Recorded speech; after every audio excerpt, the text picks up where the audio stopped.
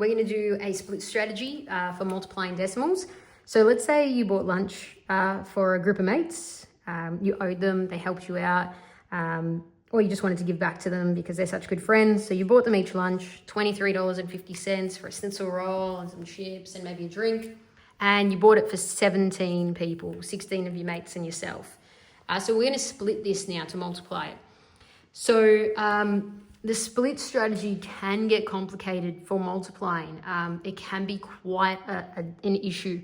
So we're going to have to do 10 groups of $23.50, which is, if you know your power of 10 pattern, every place value moves up by 1 place because it's 10 groups larger now. So it's going to be $235. And now we've done all of that, groups of that. Then we need to do 7 groups of $23.50. So we could do 7 groups of 20 is 140, 7 groups of 3 is 21, and 7 groups of 50 cents is $3.50. And then if we tally that up, that is 50 cents, $4, 60, and 164. And then we've got to add it to that, which doesn't look like too bad a number to add because it's going to be, you can see the 60 and 30 are going to be 90. You can see the 5 and 4 are going to be 9, and it's just 50 cents. So altogether, it's going to be $399.50. So basically, you're going to give them $400 notes and get a 50-cent coin back. And that's your combined answer. So look, there's other ways to multiply that might be easier or not lead to errors, because sometimes people just do they do weird things when it's a split strategy. They don't do the whole thing. Like they'll do 10 groups of 20 and 7 groups of 3, and they won't multiply the whole thing by both elements.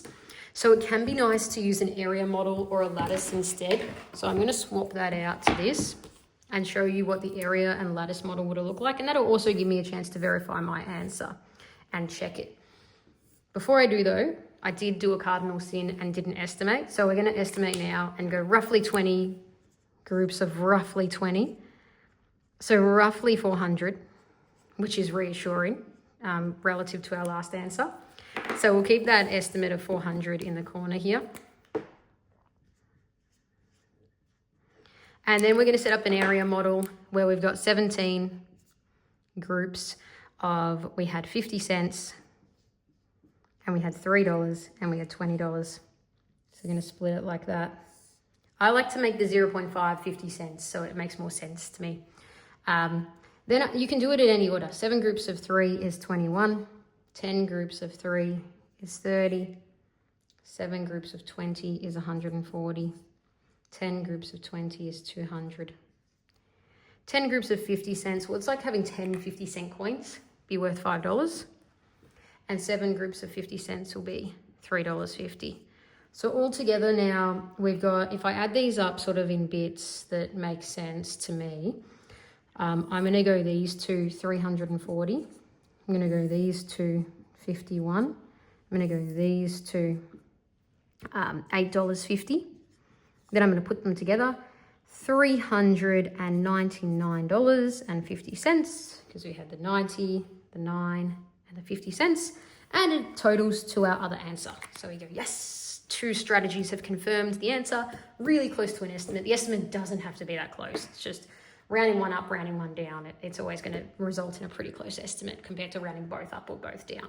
Now we could do the lattice too as a triple checking mechanism if your life was on the line and you needed more than one mechanism.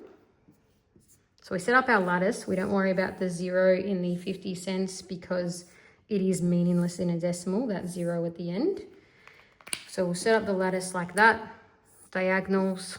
If you haven't done lattice before, definitely this video isn't the time to learn it. There's other videos that explain it better.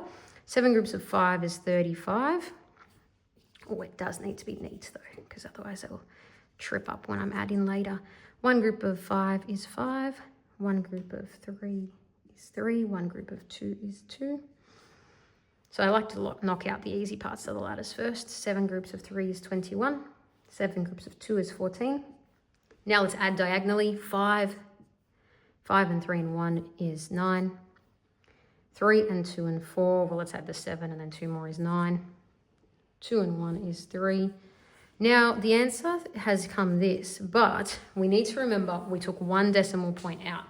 Or we need to remember our estimate, more so for real life, was 400. So it couldn't possibly be $3,995, or the cash register's made a big mistake on you. So the decimal point therefore must go here, because we took 1 place out, but more so because it couldn't be almost $4,000, and nor would it be $39. It would have to be $399.50 is the only thing that makes sense in this problem. So now we've had 3 methods to confirm it. We've got split strategy decimals, which is probably my least favorite for decimals. We've had area model, which probably shows you more of what's happening than any other model.